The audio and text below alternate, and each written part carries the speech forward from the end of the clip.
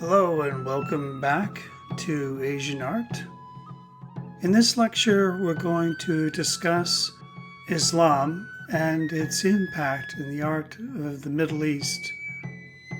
To begin, I want to talk about some of the basic concepts, and to start with, we need to understand the very word Islam. Now, the word Islam means to surrender to the will of Allah. It is not a commonly found word in the Quran. The idea of the community is a much more stronger notion as it is written in the Quran. So this idea of surrender is actually a kind of a new thing, the way in which the religion was promoted only within the last few hundred years. So the idea of surrender is something that many people from the outside don't understand because they see surrender as a kind of capitulation and a loss of self. But this is not entirely true. If we see within the tradition of Islam, we have this plate here where the perimeter of the plate is written in Arabic, "Foolish is the person who misses his chance and afterwards reproaches fate." So we do have human agency. We're not completely without having some important ways of acting in our lives to change our destiny and our actions. It is, in a sense, an important quality to recognize God's unique power and that we are not completely in charge of everything in our lives. But there is also the sense that we cannot expect God to do for us what we have to do ourselves. A very important book in the religion of Islam is the book of the Quran. The Quran is not a book like the Bible, which is more or less a collection of stories and religious teachings. The Quran is a prophetic voice of God spoken through Muhammad. It is God's words, and Muhammad was revealing them to his followers. And in this case, we have a very different kind of text that's not organized in a narrative sense, but it's organized in a way that is according to the length of the passage. And so to read the Quran without some kind of guidance can be very difficult for someone immediately, as the language is the language of prophecy, and it is spoken in a way that has this kind of heightened sense of awareness and knowledge. I wouldn't quite call it poetry, but it is some of the most beautiful language written in Arabic. To be a follower of the Islamic faith is to be Muslim. And it's this word Muslim, this idea of the community of followers, the people who belong to the faith, which is the most important idea in Islam. And that people sort of follow these basic practices and tenets as a way of supporting the community and as a way of kind of sharing and helping each other toward their Islamic faith. But ultimately, you have a very individualized relationship to God. There is not a big hierarchy of priests or bishops or popes in the Islamic faith. When it comes to prayer, you are really, for the most part, you have this very immediate relationship with God. And nothing should really come between you and that relationship. To understand further the ideas in Islam, it's important to think of the context for the origins of Islam, which can be found in the cities of Medina and Mecca, starting around the 7th century AD. So Islam emerges in a historic period, and we actually know a fair amount about the genealogy and the people who were surrounded Muhammad and how he came into his prophetic powers. And it's a really remarkable story. To begin with, Muhammad was a merchant. He did not come from a very prosperous or wealthy family, and nor was it well connected. His father died before he was born, and so he was raised largely by his maternal uncles, and he eventually found some status in a widow he married later in life named Kadya. And she would be a person who would be very instrumental in supporting him as he began to experience these prophetic visions. Muhammad was a solitary man who would go on these spiritual walks. It was something akin to Hanif is the name of the group that his early monotheistic religion that was sort of an amalgam of Judeo-Christian ideas. But he felt the Hanif believed there was some kind of essential Arabic tradition that has yet to have been articulated at this time. It's not until he's 40 years old, which at this day and age is quite late in life. He is on a spiritual retreat when he claims he's met this person who he later identified as the angel Gabriel, who forces him to repeat these words, recite in the name of God and the merciful and compassionate, recite, and your Lord is most generous. He teaches by the pen, he teaches man what he knew not. Now these words, again, are like a lot of the language in the Quran. This is prophetic speech. To understand this is to kind of understand the codes of this language and to understand how this would be read in this context and interpret it in your own context as well as a kind of spiritual guide. So the idea that the Lord God is going to teach through Muhammad these new ideas that are for the Arabic people. And he spoke to Muhammad in Arabic, and that for many centuries it was considered wrong to translate the Quran out of the language of Arabic because that was the language God spoke in. So in this very important way, the Arabic culture and the Arabic language is closely tied to this identity of Muhammad and his life. Now, there are many different kinds of Islamic teachings and ideas. Two of the most important groups are the Sunni and the Shia, who for many centuries have not gotten along. And a lot of the tensions that we now see in the world and wars that are happening in the region often flare up due to the struggle between these two different groups of Muslims, the Sunni and the Shia. The Shia, though they are a minority, represent very important areas of high density of oil concentration and are thus very wealthy in those regions. And the Sunni as well have a very wealthy population in the Saudi region especially. So the battles and struggles between the Sunni and the Shia, now Iran and Saudi Arabia, we can see played out in other places around the world. And their differences really go all the way back to the very beginnings of Islam. With the death of Muhammad, there was a debate about how the community should go forward.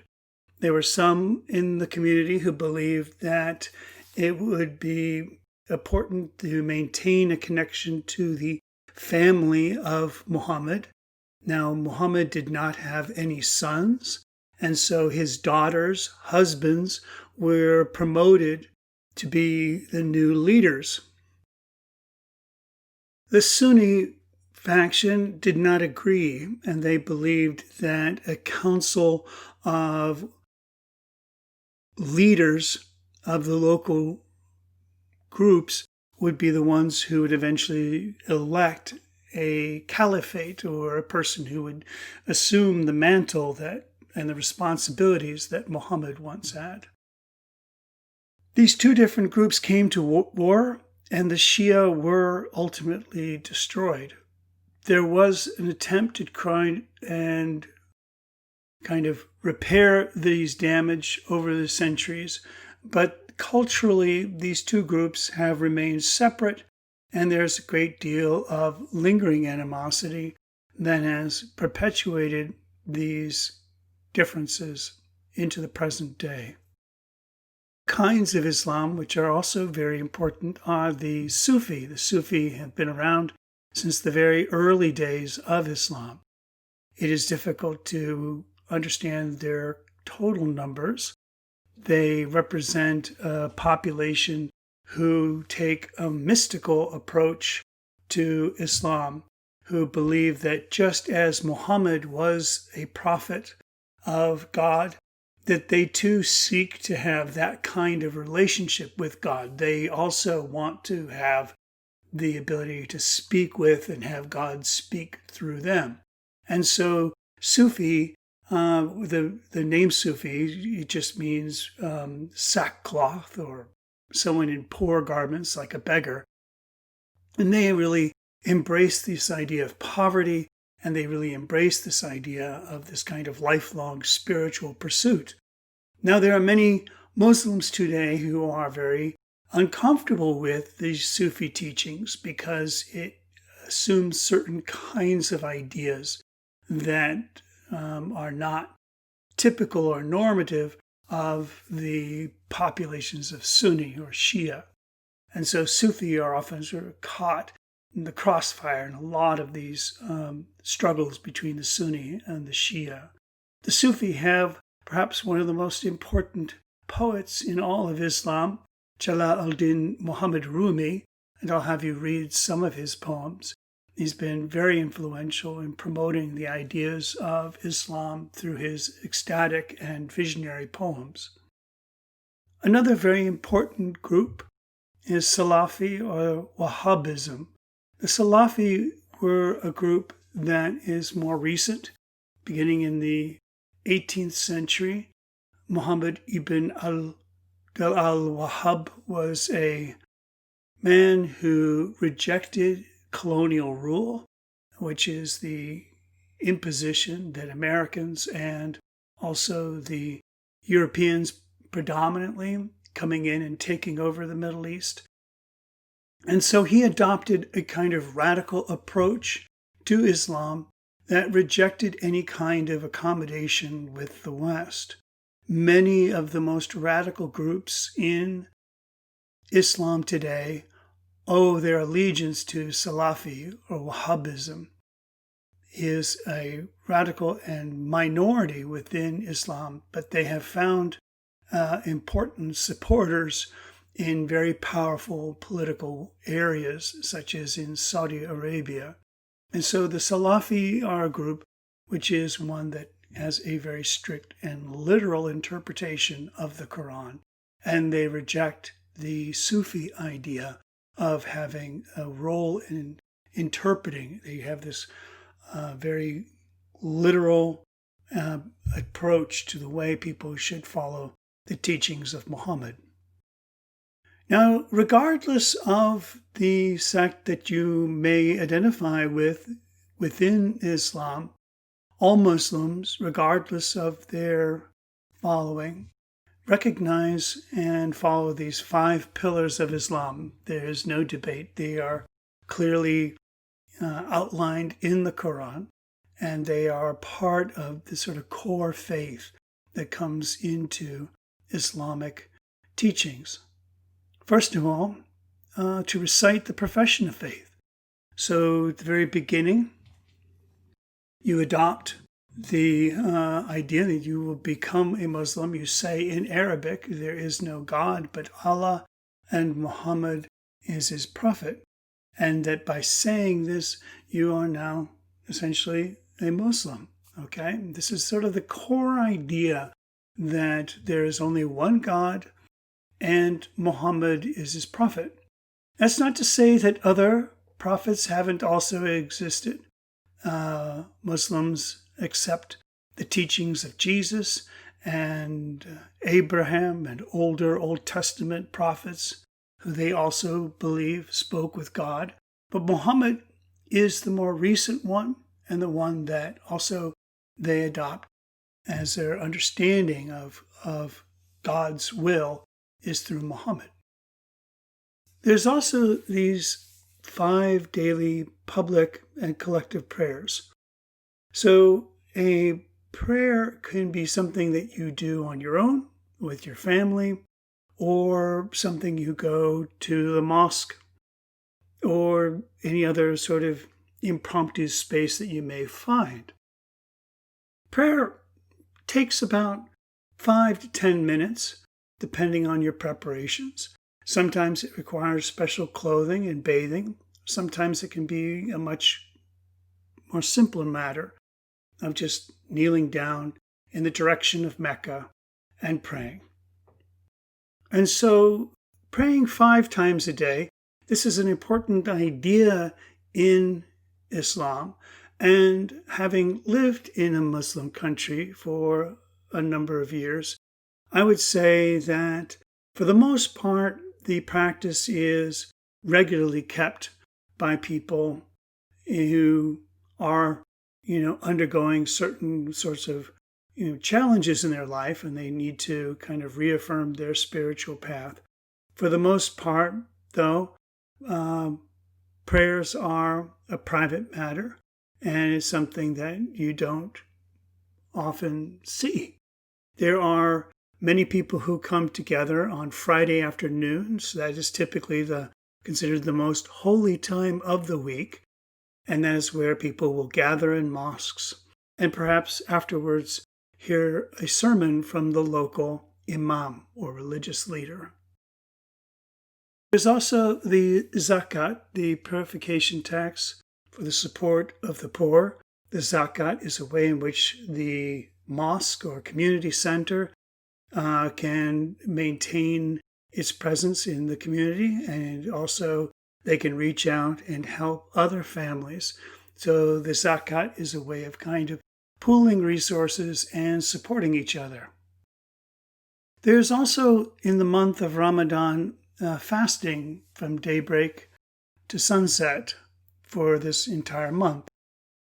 Now, this means that if you will not eat or drink during the daylight hours.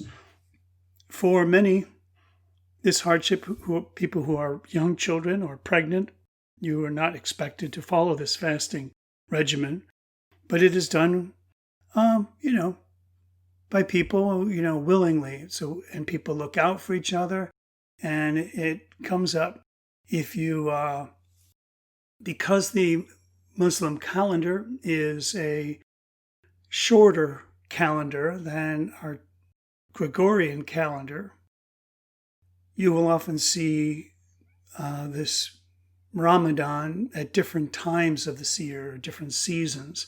So it's always good to check before you arrive in a Muslim country if Ramadan is taking place. It may alter your travel plans. Lastly, one of the most important parts of this, something that someone might do during their lifetime, would be the Hajj, or pilgrimage to the holy city of Mecca, where someone will circumambulate the Kaaba, which is this central shrine that used to be, in ancient times, a well where the city of Mecca got its water. Here is the Kaaba at the height of the pilgrimage season. And in this, you can see several million, maybe as many as 3 or 4 million people during this time, these few weeks, will come through this area. This is a massive, massive undertaking, and one that has, of course, gone through a great deal of challenges because of the logistics and because of the dangers of having so many people so tightly packed together for such a short period of time. And recently, the COVID epidemic has greatly reduced the numbers of people attending. So that is the 5 pillars of Islam. I want to talk about some other ideas that are important to Islam, especially regarding the ideas of art, and something that we'll pick up as we discuss art in Islamic culture.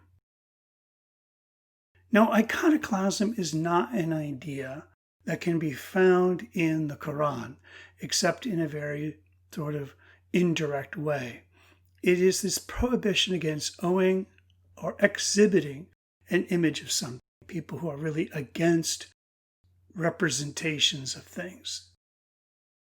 A picture or an image of something can be deemed offensive, depending on what it represents.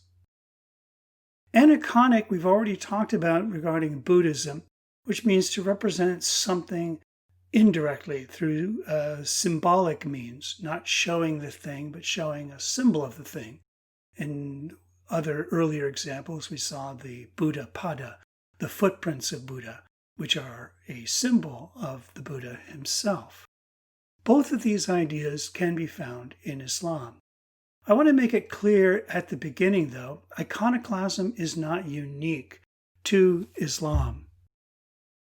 We can see as far back in ancient Egypt, lots of statues were deliberately destroyed by the Egyptians themselves, as they later found these images to be offensive or to be away from their core beliefs. Most famously, Akhenaten, who was a pharaoh who adopted monotheism and dramatically altered the shape and character of Egyptian art. His work was rejected by later generations, and much of it was destroyed deliberately to erase his memory. And so we can see this idea of iconoclasm can reel up in other cultures as well. We also have, recently, we have the Bamiyan Buddhas that were destroyed by the Taliban in Afghanistan in 2000. These ancient Buddhist statues were literally wiped clear from the walls, and they were described as an abomination to their version of Islam.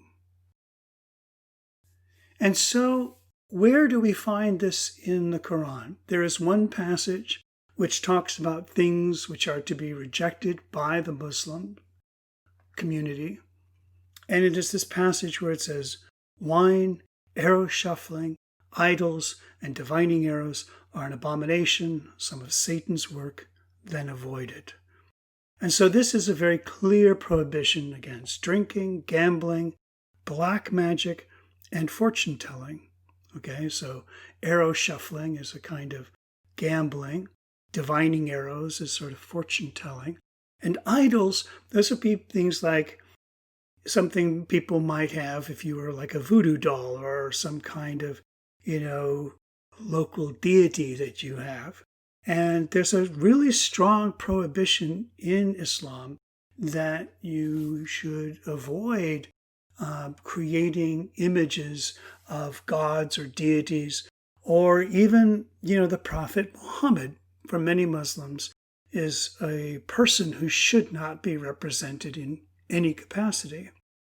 And so here we have this basic idea, but it isn't really specifically spelled out by the word taswir, which can mean any kind of art, but in this context really is speaking to something very specific, which is this idea of magical objects.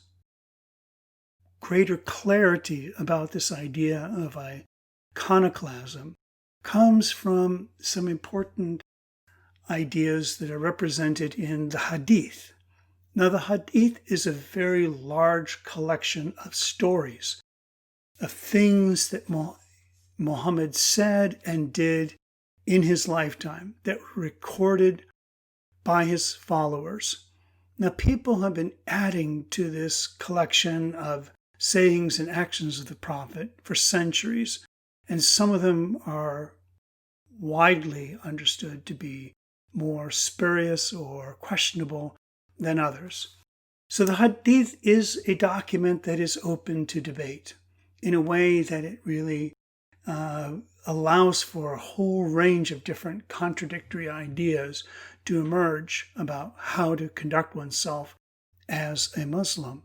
But it does state in the Hadith that God is the great shaper of living things, that God is Musawir, God is the maker.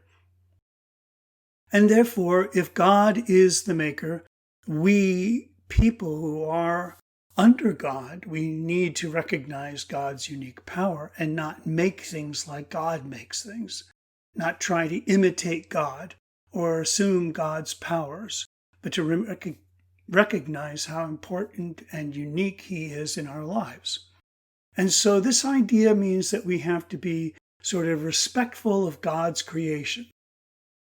And so this people who try and make things that look like God's creation are an attempt sort of acting like God. Another important idea was that Muhammad, when he recaptured Mecca, he came to the holy shrine of the Kaaba, and he went right to there and he said, this shrine is only for the worship of Allah. And therefore all of the other shrines in the area that were set up to worship other deities, all of these had to be destroyed. Okay, so there's that important idea that he wanted to clear away so that no other deity should be worshipped, that this should be exclusively for the followers of Islam. Now, in the Hadith, there's no idea that this was true for all places. It was just this one place. But people have extrapolated from this idea that this means that we really need to kind of make God our first and foremost focus of worship and not allow these smaller pagan deities to come into our lives. Let's have a review quiz now. Question 1. How is the Quran different from the Bible? 2. Where did Islam originate? Question 3. What is the most common type of Islamic faith? Question 4. How do the pillars of Islam help define the lives of Muslims? Question 5. Where do the Islamic ideas about iconoclasm originate?